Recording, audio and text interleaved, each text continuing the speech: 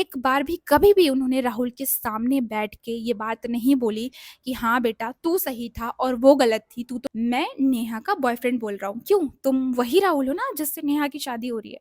सुन लो बेटा, अपनी थोड़ी औकात में रहो, और अगर तुमने नेहा से शादी करने की कोशिश की ना तो तुम hi everyone, welcome back, this is me Priya और welcome back to another story time video.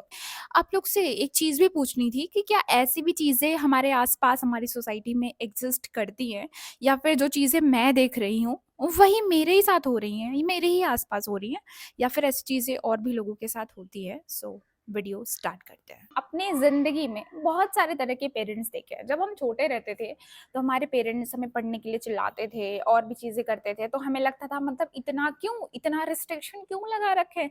Like हम बाहर जाते थे, उस पे भी रोका-टोकी होती थी। अगर हम कहीं पे भी अपने फ्रेंड-व्रेंड के वहाँ जा रहे हैं, तो ये बोला जा रहा था कि तुम अपने किसी भाई या फिर अपने बहन को लेके जाओ।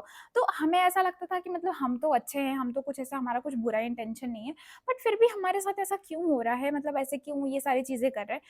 उस टाइम पे वही चीज़ हमें टॉक्सिक लगती थी, बट जैसे-जैसे हम बड़े हुए, हमारे पास खुद की जॉब आई, हमारे पास एक खुद का फ्रीडम आया, तो घरवालों का ये चीज़ तो रुक गया कि तुम कहाँ जा रहे हो, तुम किससे मिल रहे हो, तुम क्या खा रहे हो। बट फिर घरवालों ने ना एक अलग कहानी स्टार्ट कर दी, एक अलग स्टोरी शुरू कर दी, और जिस स्टोरी में ना उन्होंने विलेन भी हमें ही बनाया और ज़िंदगी भी हमारी ही बर्बाद करी। ऐसी ही कुछ स्टोरी है मेरे एक फ्रेंड की। ये जो मेरा फ्रेंड है ना, ये वैसे सफ़र तो काफ़ी सालों से कर रहा है, बट अभी उसकी ज़िंदगी के कुछ साल ऐसे गुज़रे हैं ना, ऐसे बीते हैं ना, जिस साल ने उसे तोड़ के रख दिया।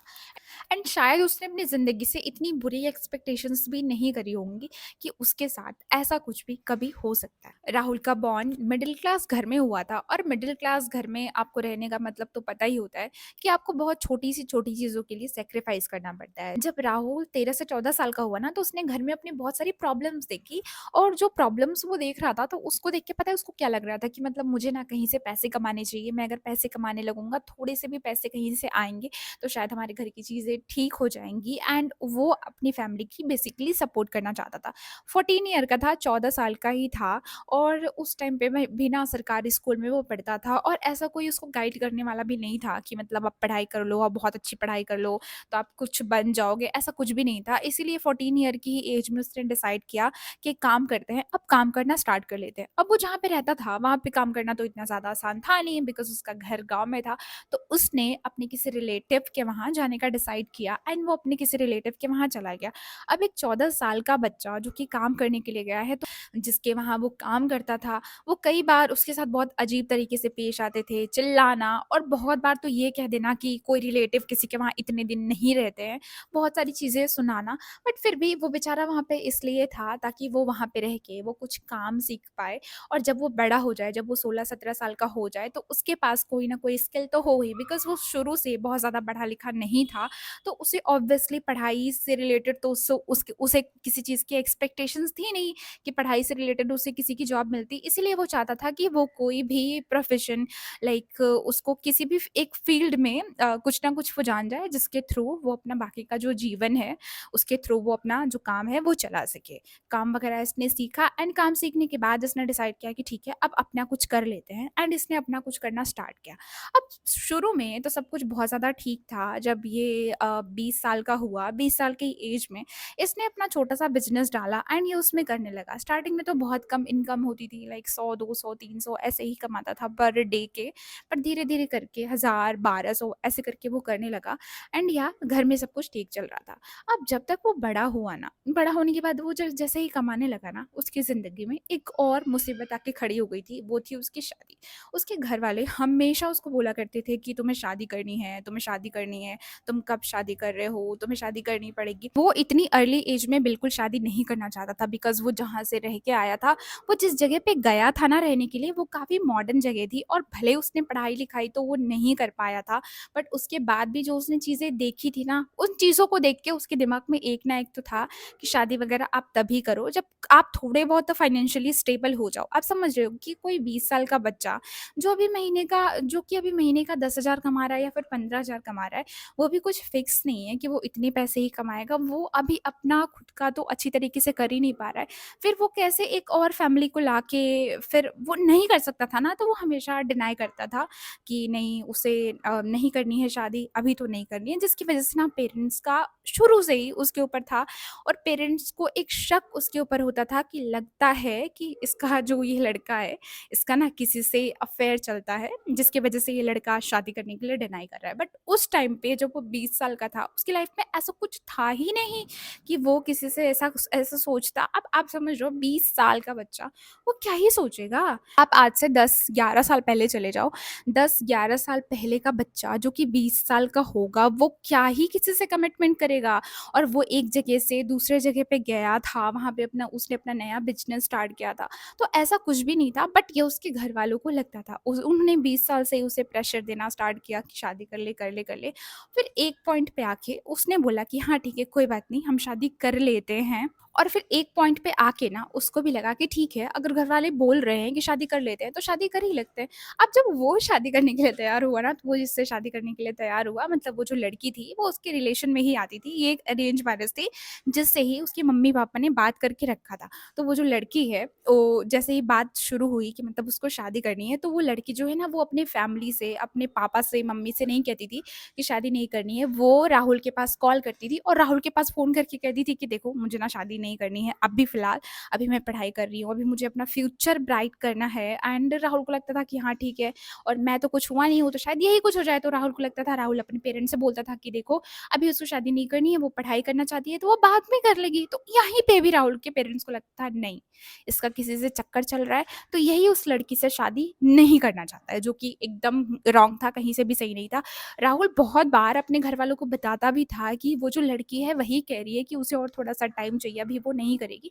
बट घरवालों को तो कहाँ मानना था, घरवाले कहाँ ही मानते हैं। अगर वो एक बार किसी को विक्टिम बना लेते हैं, तो विक्टिम तो बना ही लेते हैं ना, फिर वो कहाँ उसको सही मानने वाले हैं। फिर एक दिन बहुत लाइक ये जो बात है ना, मतलब ये 3-4 साल तक चली एंड 4 साल के बाद राहुल को अब लगा कि अब एंड हो रहा है, क्योंकि राहुल के घरवाले उस टाइम पे राहुल के पीछे पड़ चुके थे, राहुल को वो बख्शने नहीं वाले थे। उनका ये था कि जब जो सब कुछ करतूतों की जड़ है ना, वो ये राहुल है। अब आप समझ रहे हो, राहुल के घरवाले राहुल को ब्लेम कर रहे हैं कि मतलब तू शादी नहीं करना चाह रहा है, और जो लड़की के पेरेंट्स हैं वो हर 6 महीने में एक बार आते थे राहुल के घर पे, बैठ के खा पी के जाते थे। और वो कुछ ऐसे नहीं कहते थे, वो ऐसे बोलते थे लाइक वो आ जाए तो बोलते थे हाँ, हम अगले 2-3 महीने में डेट डाल देंगे। फिर वो 6 महीने गायब हो जाते थे, फिर वो 6 महीने बाद आते थे, फिर बोलते थे हाँ, अगले 3 महीने 2 महीने बाद डेट डाल देते थे। और इस तरह से चीज़ें चलती थी, बट फिर भी राहुल के जो पेरेंट्स थे, वो राहुल को दोष देते थे। वो बोलते थे कि तू उस लड़की से बात कर, तू उस लड़की को अपनी तरफ कर, तू उस लड़की से मिलने जा, तो वो लड़की तेरे झांसे में आएगी और तब जाके शादी कर लेगी। जो कि राहुल इस चीज़ के काफ़ी ज़्यादा खिलाफ था, बिकॉज़ ये एक अरेंज मैरिज थी और राहुल का ये कहना था अगर ये अरेंज मैरिज है तो वो उसे लव एंगल क्यों ही देगा, और वो क्यों ये सारी झूठी चीज़ें करे जिसको करने में इंटरेस्ट नहीं है। जिसकी वजह से जो राहुल की फैमिली है, ये इसे परेशान करती थी। राहुल की फैमिली बार-बार उसे फ़ोर्स करती थी कि तुम जाओ उस लड़की से मिलो, उस लड़की को अपने झांसे में लाओ, तो वो लड़की शादी कर लेगी। अब आप समझ रहे हो कि राहुल की फैमिली को शादी करने की कितनी जल्दी थी, और राहुल ये सारी चीज़ें नहीं करता था। इसी की वजह से राहुल की फैमिली राहुल को परेशान करती थी। अब परेशान करने का मतलब मैं बताऊँ, जो राहुल के बाकी भाई-बहन होते थे, वो राहुल को फ़ोन करके गालियाँ देके सुनाते थे। राहुल की जो मॉम-डैड हैं, वो राहुल का खाना ही बंद कर देते थे। लाइक वो राहुल के लिए खाना नहीं बनाते थे। वो दोनों अपने लिए खाना बनाते थे, खाते थे। राहुल यहाँ पे दिन भर अपने बिज़नेस में काम कर रहा है, वो दिन भर खाना नहीं खा रहा है, और लाइक वो रात को जाके वो किसी बाहर जाके वो खाना वगैरह खा ले रहा है, या फिर वो ऐसे ही रह जा रहा है। उसके पास कोई बात करने वाला भी नहीं है, वो अकेले जाके बैठ-बैठ के रो रहा है। और यहीं से राहुल की ज़िंदगी में एक और चीज़ स्टार्ट हो गई थी, राहुल का डिप्रेशन और राहुल की एंग्ज़ायटी। आप समझ रहे हो, जब आपके पास एक अच्छा इंसान के नाम पे कोई नहीं हो, बात करने के लिए आपके पास दीवारें हों, तो आपके ऊपर क्या ही गुज़रेगी। उस टाइम पे राहुल की ज़िंदगी में कोई था नहीं, एंड चीज़ें बहुत ज़्यादा रैंडम चल रही थी। एक दिन राहुल ने कहा कि ठीक है, अगर तुम लोग को लगता है कि मैं ही ये शादी नहीं करना चाहता हूँ, तो बुलाओ उस लड़की के पापा को और उनसे बोलो कि 3 महीने के अंदर एंगेजमेंट कर दें। अगर नहीं करेंगे 3 महीने के अंदर एंगेजमेंट, तो दोबारा मेरे घर पे तो आने के बारे में सोच भी नहीं लेंगे। अब जैसे ही ये बात राहुल ने बोली, तो जो राहुल की फैमिली है, उन्होंने उस लड़की के फादर से बोला और जैसे ही उन्होंने ये बात उस लड़की के पापा से बोला कि मतलब ऐसी-ऐसी चीज़ें हैं, फैमिली वाले हैं, उन्होंने ये बात लड़की से बताई होगी। अब लड़की तुरंत राहुल के पास फ़ोन करती है और फ़ोन करके कहती है, "देखो राहुल, मैंने तो तुम्हें अभी बोला था ना कि मैं अभी शादी नहीं कर सकती, मुझे अपना फ्यूचर ब्राइट करना है, तुम्हें ये बात नहीं समझ में आती क्या?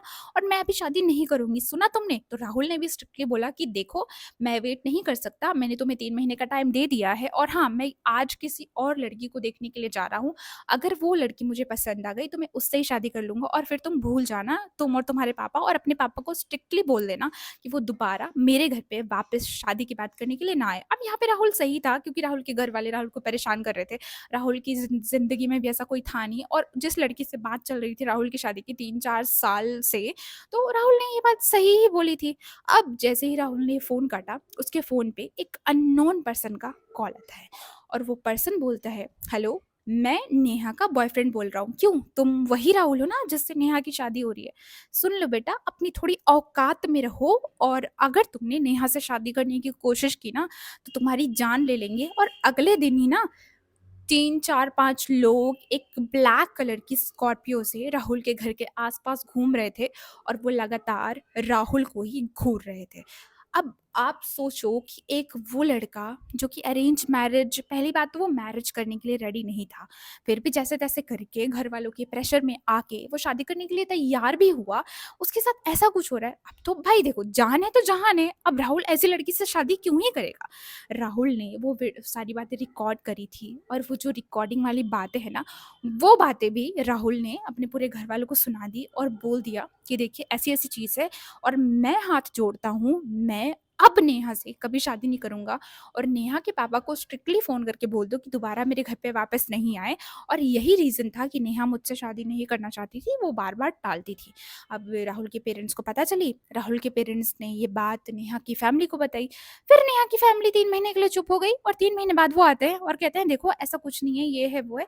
मतलब वो उस चीज़ पे मिट्टी डालने का कोशिश कर रहे थे बट यहाँ पे राहुल तो का अब पूरा था कि अब तो उससे शादी तो राहुल नहीं करने वाला है और राहुल ने उनको डाँट-वाट के भगा दिया था वहाँ से कि और हम शादी अब तुमसे तो नहीं करने वाले हैं। जब वो लोग राहुल के घर आए थे, राहुल ने उन लोगों को अपने घर से भगा दिया। राहुल की पूरी फैमिली ने मिल के ना राहुल को टॉर्चर किया, राहुल से झगड़े किए और उन्होंने पता है राहुल से फिर से क्या बोला कि हमने तो पहले ही कहा था तेरी ज़िंदगी में कोई लड़की है, इस लड़की की ही वजह से तू बार-बार ये चीज़ें कर रहा है और अब तो तुझे एक वजह भी मिल गई तो इसीलिए तूने शादी के लिए मना कर दिया।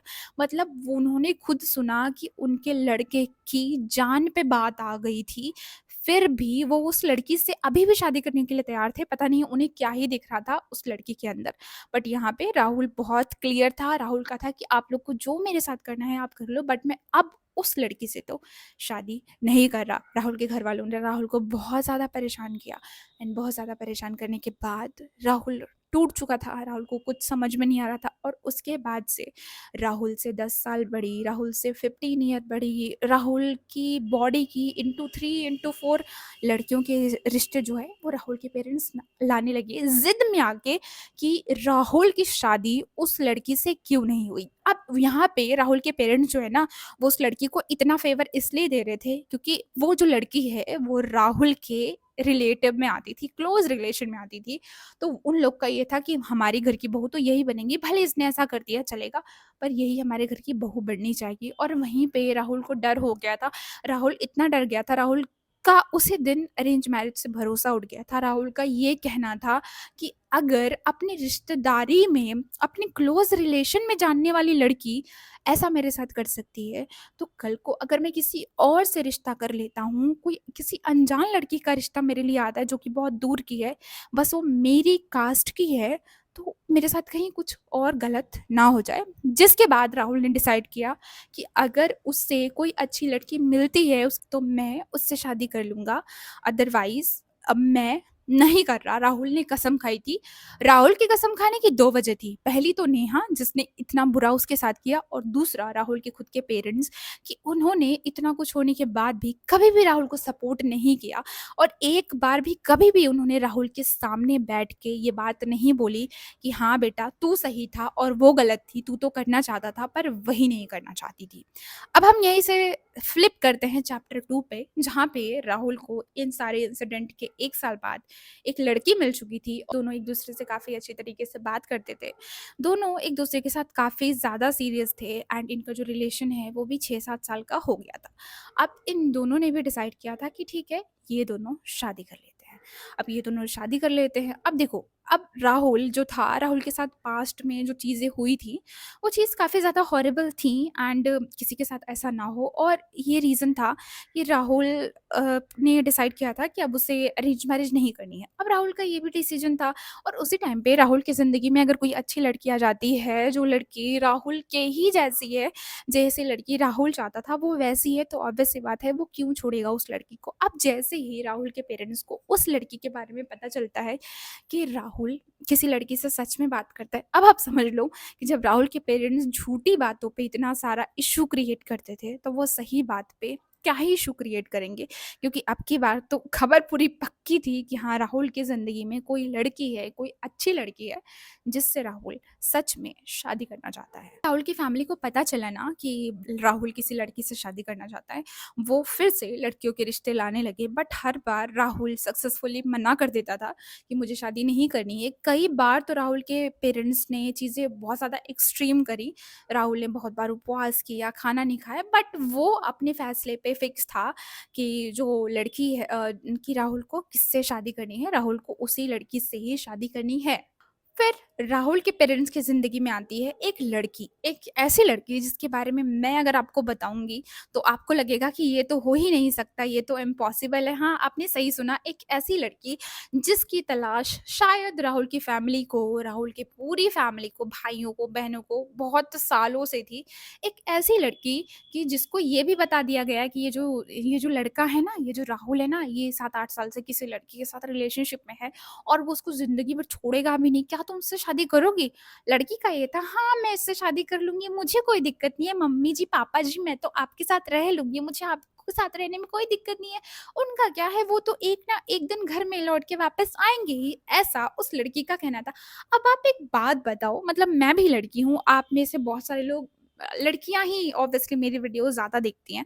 आप एक बात बताओ, हम लड़कियाँ दुनिया की हर चीज़ बर्दाश्त कर सकते हैं, बट क्या हम ये बर्दाश्त कर सकते हैं कि हमारे बॉयफ्रेंड को या फिर हमारे हस्बैंड को किसी और के साथ शेयर किया जाए? मेरे हिसाब से तो मैं तो कभी बर्दाश्त नहीं करूँगी, एंड मैं नहीं, दुनिया की कोई लड़की नहीं बर्दाश्त करेगी। इवन हमारे पेरेंट्स हैं, हमारी मम्मी हैं, आंटी लोग हैं, बुआ लोग हैं, क्या वो लोग बर्दाश्त कर पाएँगी? नहीं कर पाएँगी। तो आप सोचो, एक लड़की ये जानते हुए कि वो जो लड़का है जिससे उसकी शादी हो रही है, वो किसी के साथ रिलेशनशिप में है, वो भी 7-8 साल से, और वो उसे कभी नहीं छोड़ेगा। वो उससे शादी क्यों करेगी? इसके 2 रीज़न हो सकते हैं, या तो शादी करने के बाद वो एलिमनी लेके चली जाती, दूसरा शादी करने के बाद उसका ये वाला प्लान था, जो कि आजकल कितना न्यूज़ में आता है, जो कि कितना कॉमन हो गया है, मुझे आप लोगों से बताने की बहुत ज़्यादा ज़रूरत है नहीं। बट ये सब राहुल के पेरेंट्स को नहीं दिख रहा था, और उन्हें दिखेगा भी क्यों? बिकॉज़ अगर राहुल की शादी राहुल के पेरेंट्स के कहने पे हो जाती, तो उनका ईगो सैटिस्फाई हो जाता, और उन्होंने ये सारा नाटक है, वो उन्होंने ईगो सैटिस्फाई करने के लिए ही किया था, और वो अपने नाटक में काफ़ी ज़्यादा सक्सेस हो ही रहे थे। राहुल ने ये बात उस लड़की से खुद फ़ोन करके बताई कि देखो, ऐसी-ऐसी बात है, तुम मुझसे शादी नहीं कर रहे हो। वो कहती थी, हाँ, कोई बात नहीं, मैं फिर भी तुमसे शादी करूँगी, मुझे फिर भी तुम्हारे घर आना है, मुझे तुम्हारे मम्मी-पापा बहुत अच्छे लगते हैं। राहुल अपने मम्मी-पापा से कहता था, तो उनको तो सुनना नहीं था, उनको तो शादी ज़बरदस्ती करानी थी, और जब वो लड़की से कहता था कि मैं शादी के लिए मना कर रही हूँ, तो पता है लड़की क्या बोलती थी? अपने मम्मी-पापा से बात करो। पता है क्यों बोलती थी मम्मी-पापा से बात करो? क्योंकि मम्मी-पापा और वो लड़की ये सब मिल के राहुल के साथ प्लान कर रहे थे। अब वो लड़की को शायद पता नहीं था, या राहुल के मम्मी-पापा को पता नहीं था कि अगर राहुल नहीं रहता, तो उसको कोई रख नहीं पाता। बट वही ना है, किस्मत खेल खेल गई, और अचानक से पता चल गया कि जो लड़की है जिससे राहुल की शादी होने वाली है, उसने 12 लाख रुपए अपने बॉयफ्रेंड को दे दिया है, और वो उसको लेके कुछ महीनों में भागने वाली है। उसका उससे काफ़ी ज़्यादा कन्वर्सेशन चल रहा था, वो लोग कुछ प्लानिंग कर रहे थे। ऐसा ही कोई बात हुआ था, जिसकी वजह से उस लड़की को कहीं दूर भेज दिया गया था, और ऐसा ही मतलब कुछ तो हुआ था, कुछ बहुत बड़ा कांड हुआ था, और ये बात बस राहुल को पता चल गई थी, और राहुल ने ये बात अपने पूरे रिलेटिव के सामने रख दी, सबके सामने रख दी। राहुल के पेरेंट्स खिसिया गए, और उनके पास अब कोई ऑप्शन बचा नहीं, क्योंकि ये बात सच थी, वो डिनाई नहीं कर सकते थे। तो जो पूरे रिलेशन वाले थे वो थूकने लगे, मतलब तुम कैसे लड़की से एक बार फिर तुम वही गलती कर रहे हो जो तुम 7-8 साल पहले करने वाले थे। तब जाके वो रिश्ता कैंसल हुआ और आपको क्या लग रहा है इतने के बाद भी राहुल के पेरेंट्स मान गए होंगे? नहीं, नहीं माने वो। ना माने, ना वो मानेंगे। वो एक बार फिर से 6-7 महीने 6-7 महीने इन चीज़ों को हुए हुए हो गया था। उसके बाद भी फिर वो वही चाल चलने लगे, बट अब की बार इनकी चाल में एक ट्विस्ट था। इनकी चाल में जो ट्विस्ट था वो ये था कि अब की बार ये जिससे रिश्ते की बात कर रहे थे, उन्होंने उस आदमी ने या फिर उस औरत ने इनको पहले ही बताया था कि देखो, तुम पहले अपने बेटे को रेडी करो हमारी बेटी से शादी करने के लिए, उसके बाद ही हम आगे का प्रोसेस करेंगे, नहीं तो हम नहीं करेंगे। और पता है इस बार क्या हुआ? इस बार राहुल के पेरेंट्स ने राहुल से बिना कुछ कहे, लाइक उनके घर में सब कुछ बहुत अच्छा चल रहा है, एंड अचानक से ही राहुल के पेरेंट्स मिलके राहुल से बहुत गंदा वाला झगड़ा करते हैं, एंड राहुल का खाना-पीना ही बंद कर देते हैं। मतलब राहुल का खाना-पीना एकदम से बंद, लाइक राहुल सुबह कुछ भी नहीं खाता था और शाम को राहुल बाहर जाके कुछ खा ले रहा था। 15-20 दिन से यही सब नाटक चल रहा था। बट इस कहानी का ये था, बट इस कहानी में पता है ट्विस्ट क्या था? राहुल का ये था कि हम देखते हैं कि आप लोग कितना नीचे गिर सकते हो, आप गिरो, बट होना वही है जो भगवान ने लिखा है, एंड ऑब्वियस सी बात है वही होगा जो भगवान ने लिखा है। तो ये थी कहानी टॉक्सिक पेरेंट्स की कि वो अपने ईगो को सैटिस्फाई करने के लिए, ये कहानी बस राहुल की ही नहीं है, ये कहानी बहुत सारे राहुल की है। ये कहानी बहुत सारी नेहा की भी है कि बहुत सारी लड़कियों के साथ या लड़कों के साथ उन्हें बस इमोशनली ब्लैकमेल इसलिए किया जाता है ताकि उनके पेरेंट्स लाइक का ईगो सैटिस्फाई हो जाए। मैं आपको सच बताऊँ, पेरेंट्स किसी से नहीं डरते, वो सोसाइटी से, समाज से नहीं डरते। जब बात उन पे आ जाती है ना, पेरेंट्स भी गलतियाँ करते हैं, सबके ही पेरेंट्स गलतियाँ करते हैं। उनकी गलतियाँ जायज़ हैं क्योंकि वो उन्होंने खुद करी है ना। उसके लिए सोसाइटी उन्हें वैलिडेशन दे देती है, बट उनके हिसाब से उनके बच्चे गलती करेंगे तो सोसाइटी उसको वैलिडेशन नहीं देगी। बट ठीक है। और इस कहानी का विनर कौन होगा मुझे नहीं पता, बट मुझे इतना पता है जो नेचर ने, जो यूनिवर्स ने लिख दिया होगा, होगा तो वही। और उसके क्योंकि नेचर के यूनिवर्स के आगे राहुल के पेरेंट्स की भी नहीं चलेगी। So that's it for today's video. बाकी आपने अगर ऐसा कुछ अपने आस-पास सुना है, मुझे कमेंट करके ज़रूर बताना। और हाँ, ये कोई इमेजिनरी स्टोरी बिल्कुल नहीं थी, ये सच्ची स्टोरी थी। बट शायद मुझे भी अगर पहली बार ऐसा कुछ स्टोरी के बारे में पता चलता, मैं भी उसे इमेजिनरी ही बोलती। बाकी बाय।